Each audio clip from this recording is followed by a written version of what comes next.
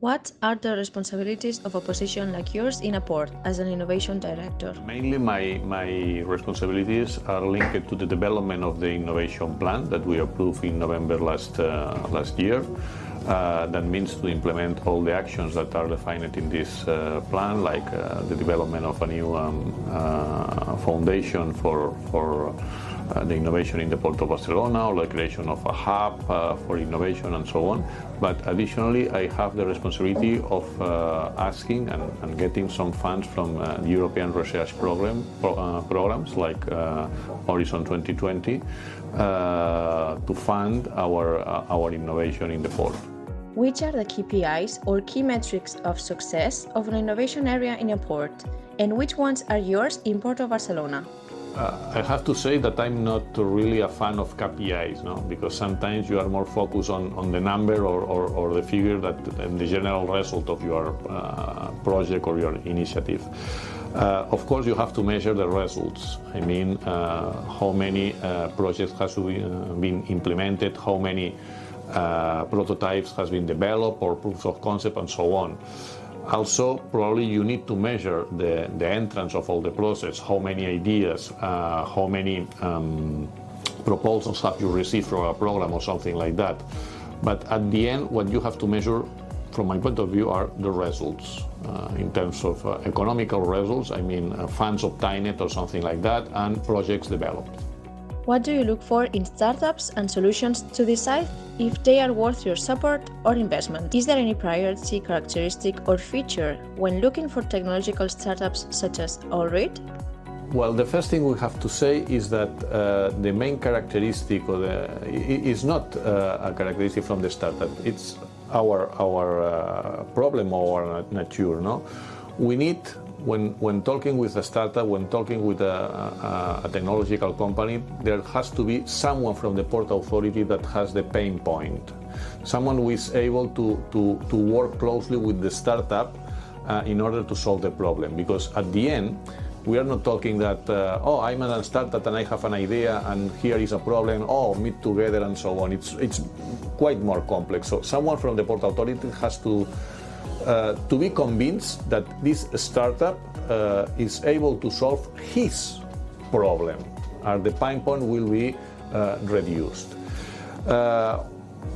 One example, related to AllRead. In our port, we had problems with the containers that were load and unload from a train, and that was quite a pain point from our land operations department, because there were information lost in the case of rail transport, and as it was a pain point, AllRead proposed a solution to solve that initiative, and the internal department, the land operations department, saw the solution. So if they get the solution, we as a port will work with that solution, with the implementation of that solution.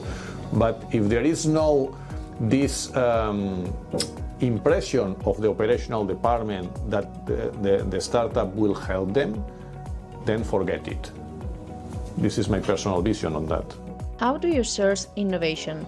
Which methods, institutions, or key partnerships help ports to incorporate innovation? Well, in our case, or specifically in the case of the Port of Barcelona, we are very lucky because we are in Barcelona, and Barcelona is one of the most relevant cities in Europe related to innovation. No? We are in the top 5 in many rankings. No? Not the first, but the third, the fourth, the 5th.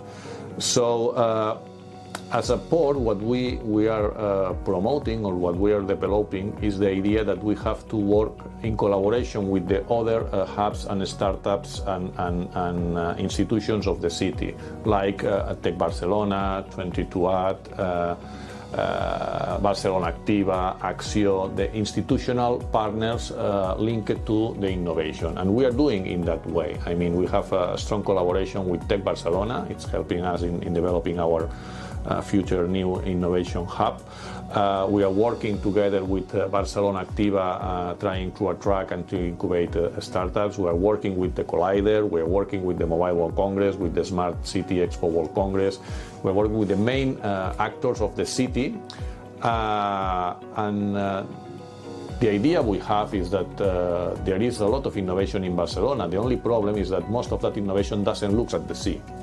So what we want to do, more than creating new startups or supporting new startups, is to get the startup that now exists and they say, hey, here is a business, the port business, the maritime business that you are not looking at, but it can be a place where your solution can be shown and can be solved some of our problems. Which are the internal areas of the port involved, and external agents, if any, when incorporating innovation? Okay, talking from the external agents, as I've told, we are collaborating with the major hubs of the city, with Barcelona Activa, with Tech Barcelona, and so on. No? From the internal point of view, of course, most of the innovation of the ideas or the proposals come from the IT department, no? Because also the IT department is in charge of developing the technological solutions for the other departments. So it's reasonable that from them come more of the pilots, of the ideas that then can be developed by a startup. So this is the first one is IT department. The second one is the operations department, land operations, maritime operations, because they are the ones who have the pain points, no? the problems, and they say, oh, I have a problem, so then you can see if there is some kind of a startup that made the scouting and see if there is one that can help them. No? So those are the two main departments, no? Operational department and IT department. And the rest also helps in the development of this initiative, but they have not the main position on that. How is the process to incorporate innovation in a port, and how does your area interact with other departments? Okay, as a innovation department, what we do is to facilitate the approach between the operational departments inside the port and the startups or the technological partners. I mean that in order to work, you need three elements. First, a problem. And the problem, the owner problem, is always an internal department linked to the operations.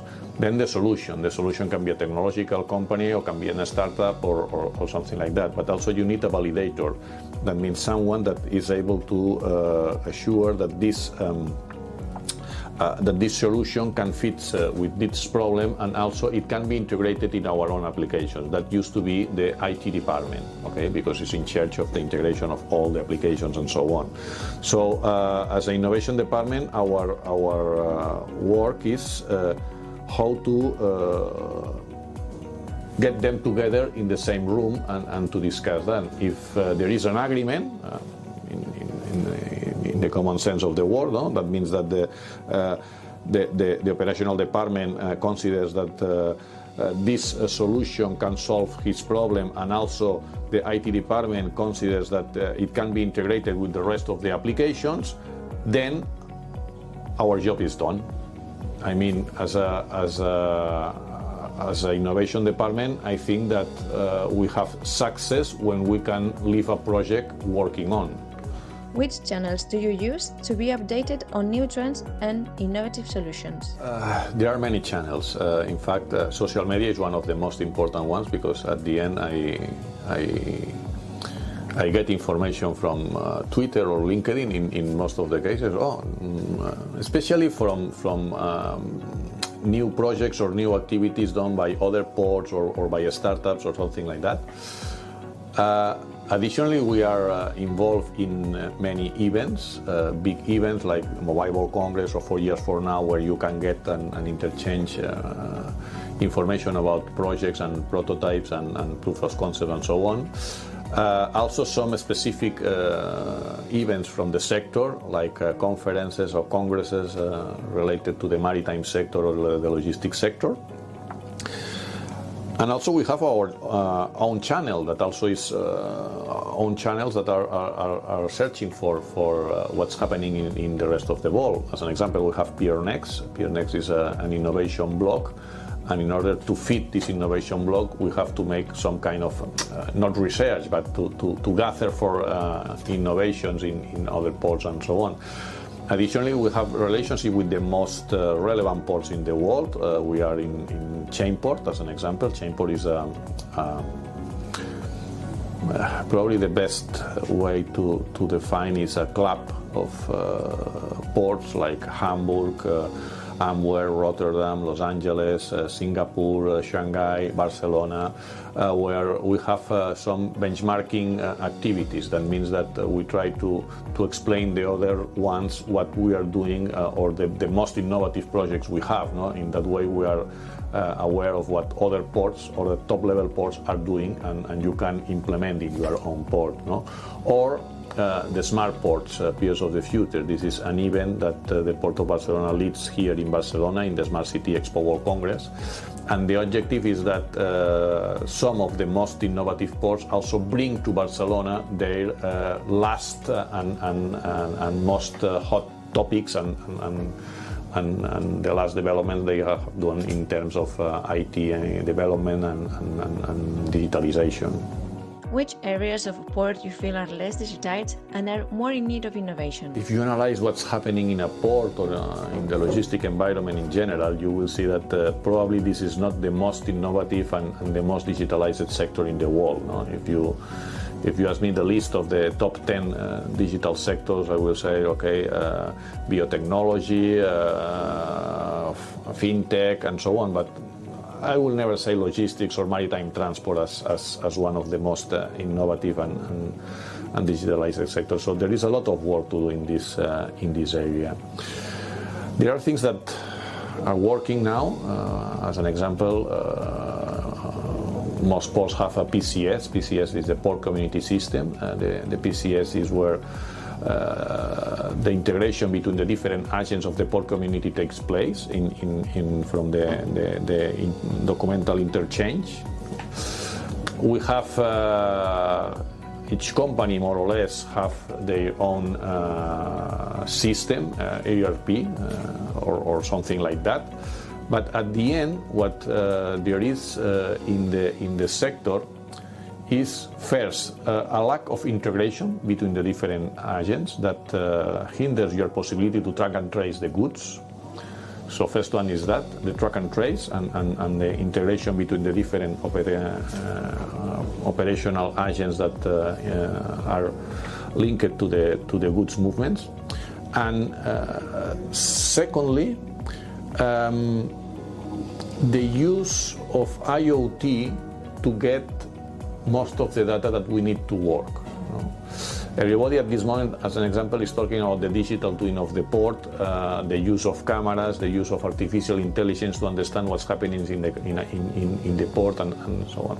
The reason is because we are in a very complex environment that you need and you have a lot of information, but also you have to manage this information. Now we are talking that there are hundreds of cameras all around the port, that there are happening many different things, vessels coming, trucks going out, cargo being unloaded or loaded, and so on. No?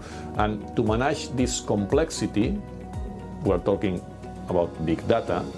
And to understand what's happening in the port, just looking at a camera or just looking information from some sensors, this is a very difficult thing that we have not reached at this moment, or we have not the right level of automatization in that sectors. What advice would you give to other ports having the same challenges as the Port of Barcelona in terms of digitization? Do you recommend them to innovate, or it's something exclusive for big ports? I think it's not exclusive for big ports. I think any port, independent of its size, can work with the startups and can be innovative. It's not an exclusivity of big ports. I don't consider the Port of Barcelona as a big port. I think it's a medium-sized port, not like Rotterdam or Shanghai or those ones. No? But if you are asking me an advice, I would like to say that the thing they have to take into account is the involvement. Because some people think, and I've found this opinion, that okay, I have a problem, here is a startup, I show the problem to the startup, and he will solve it. And it doesn't happen in that way. You need a very big involvement from your side if you want to get a good result. That means that someone of the pole has to be in the middle of the program, working together with a startup. And it's not that they will solve the problem, it's that we will solve the problem with their help. If you do not understand it that way, you will not get success. But both parts are absolutely necessary to solve a real problem. The most important thing is that to understand is that the startup knows the technology, but doesn't know anything about your problem or your own technologies. And at the end, to get success, you have to integrate the solution with your own application. And this is the most difficult thing, because I suppose that the technology works. But when integrated with your own applications, when integrated with your own cybersecurity issues, when integrated with the rest of the application, when you start disseminating the information gathered with your, I don't know, idea or system and so on, with the rest of the environment, it will work. This is the difficult thing, not the technology itself. What would you advise to startups wanting to contribute to the port's digitization and innovation for them to better cover the demands of a port? The main problem for startups is that usually they know nothing about what happens in a port.